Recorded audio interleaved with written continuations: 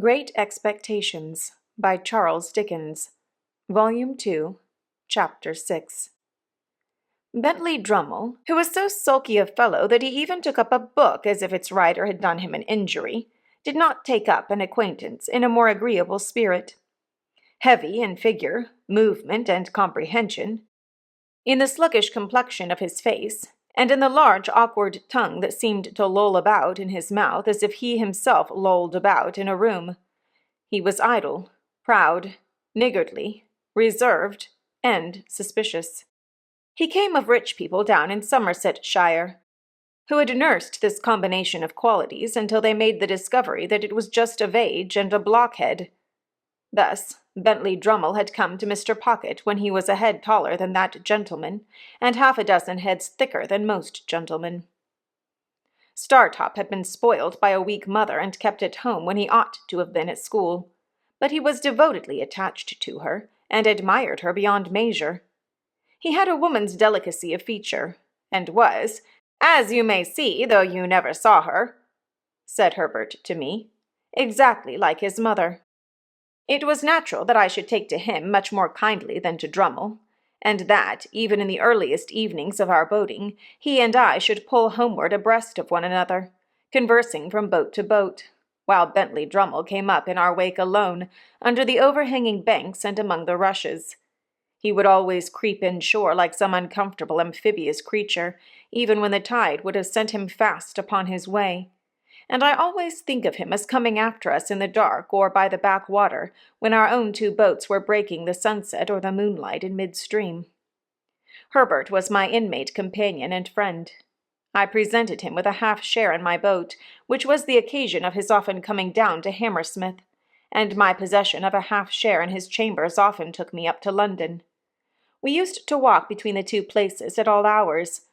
I have an affection for the road yet, though it is not so pleasant a road as it was then, formed in the impressibility of untried youth and hope. When I had been in Mr. Pocket's family a month or two, Mr. and Mrs. Camilla turned up. Camilla was Mr. Pocket's sister. Georgiana, whom I had seen at Miss Havisham's on the same occasion, also turned up. She was a cousin, an indigestive single woman who called her rigidity religion, and her liver love. These people hated me with the hatred of cupidity and disappointment. As a matter of course, they fawned upon me and my prosperity with the basest meanness.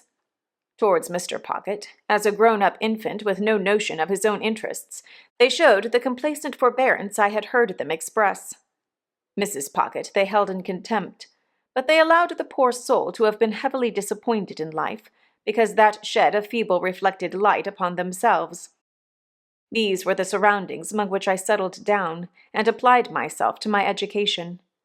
I soon contracted expensive habits, and began to spend an amount of money that within a few short months I should have thought almost fabulous, and through good and evil I stuck to my books. There was no other merit in this than my having sense enough to feel my deficiencies. Between Mr. Pocket and Herbert I got on fast, and with one or the other always at my elbow to give me the start I wanted, and clear obstructions out of my road, I must have been as great a dolt as Drummle if I had done less.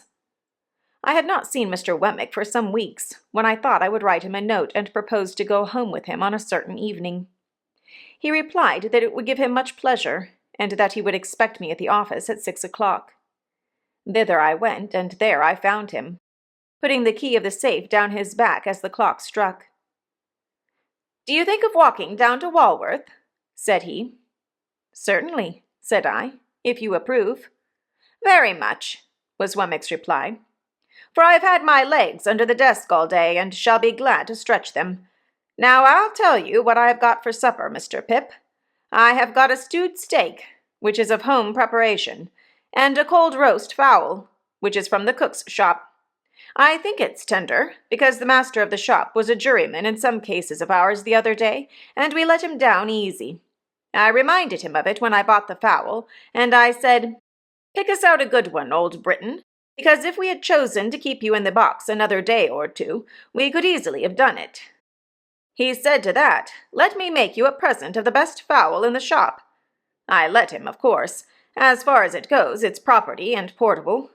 You don't object to an aged parent, I hope?"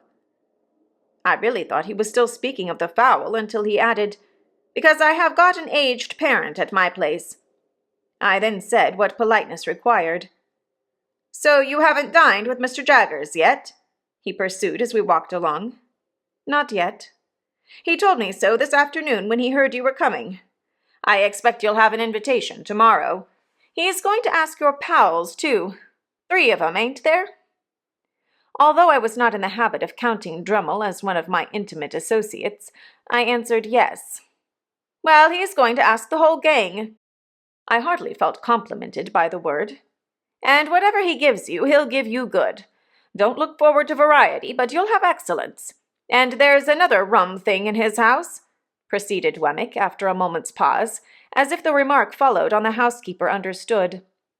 "He never lets a door or window be fastened at night." "Is he never robbed?" "That's it," returned Wemmick. "He says, and gives it out publicly, 'I want to see the man who'll rob me.' Lord bless you, I have heard him, 100 times if I have heard him once, say to regular cracksmen in our front office, 'You know where I live, now. No bolt is ever drawn there. Why don't you do a stroke of business with me? Come, can't I tempt you?'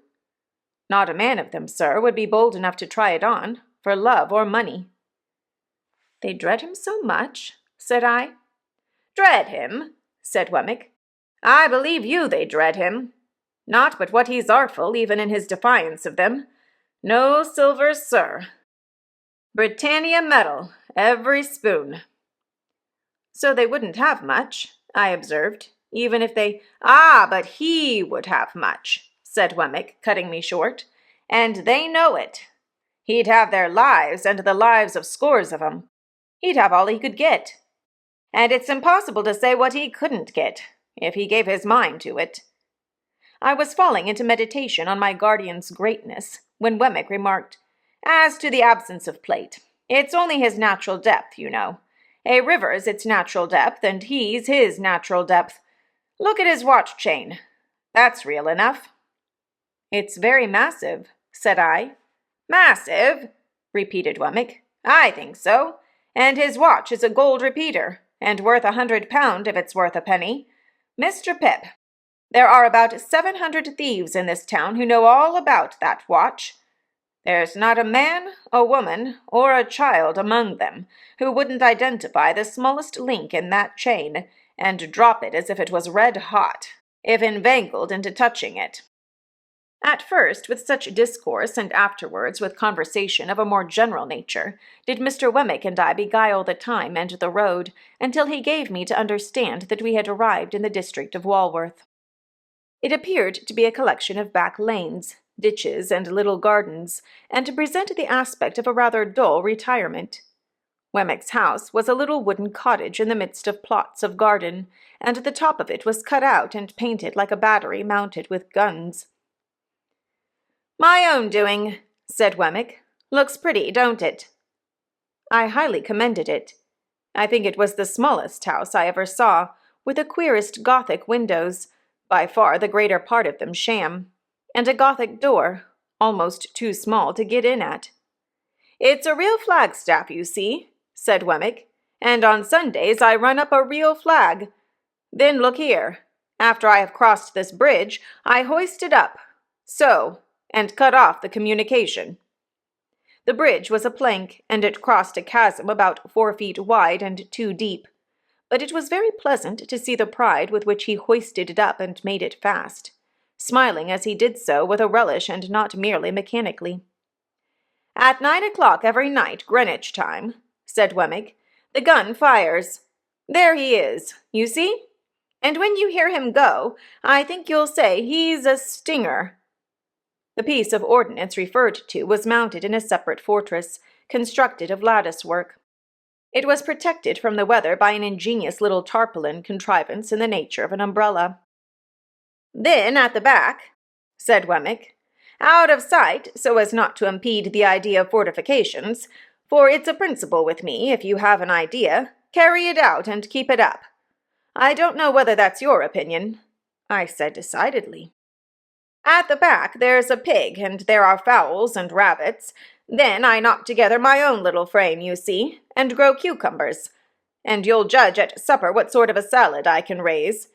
So, sir, said Wemmick, smiling again, but seriously too as he shook his head, if you can suppose the little place besieged, it would hold out a devil of a time in point of provisions.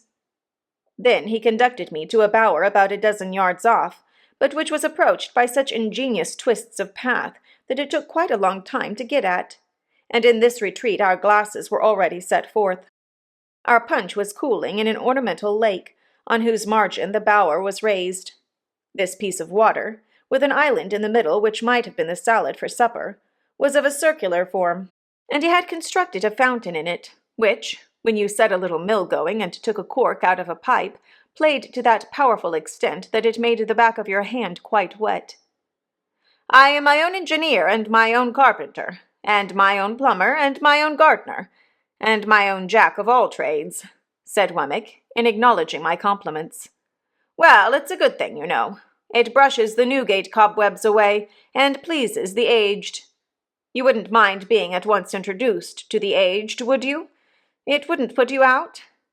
I expressed the readiness I felt, and we went into the castle. There we found, sitting by a fire, a very old man in a flannel coat, clean, cheerful, comfortable, and well cared for, but intensely deaf. Well, aged parent, said Wemmick, shaking hands with him in a cordial and jocose way, how am you? All right, John, all right, replied the old man. Here's Mr. Pip, aged parent, said Wemmick, and I wish you could hear his name. Nod away at him, Mr. Pip. That's what he likes. Nod away at him, if you please, like winking. This is a fine place of my son's, sir, cried the old man, while I nodded as hard as I possibly could. This is a pretty pleasure ground, sir. This spot and these beautiful works upon it ought to be kept together by the nation after my son's time, for the people's enjoyment. You're as proud of it as Punch, ain't you, aged? Said Wemmick, contemplating the old man, with his hard face really softened. There's a nod for you. Giving him a tremendous one. There's another for you. Giving him a still more tremendous one. You like that, don't you? If you're not tired, Mr. Pip, though I know it's tiring to strangers, will you tip him once more? You can't think how it pleases him. I tipped him several more, and he was in great spirits. We left him bestirring himself to feed the fowls, and we sat down to our punch in the arbor, where Wemmick told me, as he smoked a pipe, that it had taken him a good many years to bring the property up to its present pitch of perfection. Is it your own, Mr. Wemmick? Oh, yes, said Wemmick. I have got hold of it, a bit at a time. It's a freehold, by George. Is it indeed? I hope Mr. Jaggers admires it. Never seen it, said Wemmick. Never heard of it. Never seen the aged. Never heard of him. No, the office is one thing, and private life is another. When I go into the office, I leave the castle behind me. And when I come into the castle, I leave the office behind me. If it's not in any way disagreeable to you, you'll oblige me by doing the same. I don't wish it professionally spoken about. Of course I felt my good faith involved in the observance of his request. The punch being very nice, we sat there drinking it and talking, until it was almost 9 o'clock. Getting near gunfire, said Wemmick then, as he laid down his pipe. It's the aged's treat. Proceeding into the castle again, we found the aged heating the poker, with expectant eyes, as a preliminary to the performance of this great nightly ceremony. Wemmick stood with his watch in his hand until the moment was come for him to take the red-hot poker from the aged, and repair to the battery. He took it and went out, and presently the stinger went off with a bang that shook the crazy little box of a cottage, as if it must fall to pieces, and made every glass and teacup in it ring. Upon this, the aged, who I believe would have been blown out of his armchair but for holding on by the elbows, cried out exultingly, "He's fired! I heard him!" and I nodded at the old gentleman until it is no figure of speech to declare that I absolutely could not see him. The interval between that time and supper Wemmick devoted to showing me his collection of curiosities. They were mostly of a felonious character, comprising the pen with which a celebrated forgery had been committed, a distinguished razor or two, some locks of hair, and several manuscript confessions written under condemnation, upon which Mr. Wemmick set particular value as being, to use his own words, "every one of 'em lies, sir." These were agreeably dispersed among small specimens of china and glass, various neat trifles made by the proprietor of the museum, and some tobacco stoppers carved by the aged. They were all displayed in that chamber of the castle into which I had been first inducted, and which served, not only as the general sitting-room, but as the kitchen too, if I might judge from a saucepan on the hob, and a brazen bijou over the fireplace designed for the suspension of a roasting-jack. There was a neat little girl in attendance who looked after the aged in the day. When she had laid the supper-cloth, the bridge was lowered to give her means of egress, and she withdrew for the night. The supper was excellent, and though the castle was rather subject to dry rot in so much that it tasted like a bad nut, and though the pig might have been further off, I was heartily pleased with my whole entertainment. Nor was there any drawback on my little turret bedroom, beyond there being such a very thin ceiling between me and the flagstaff, that when I lay down on my back in bed, it seemed as if I had to balance that pole on my forehead all night. Wemmick was up early in the morning, and I am afraid I heard him cleaning my boots. After that he fell to gardening, and I saw him from my Gothic window pretending to employ the aged, and nodding at him in a most devoted manner. Our breakfast was as good as the supper, and at 8:30 precisely we started for Little Britain. By degrees Wemmick got drier and harder as we went along, and his mouth tightened into a post-office again. At last, when we got to his place of business and he pulled out his key from his coat-collar, he looked as unconscious of his Walworth property as if the castle and the drawbridge and the arbor and the lake and the fountain and the aged had all been blown into space together by the last discharge of the stinger.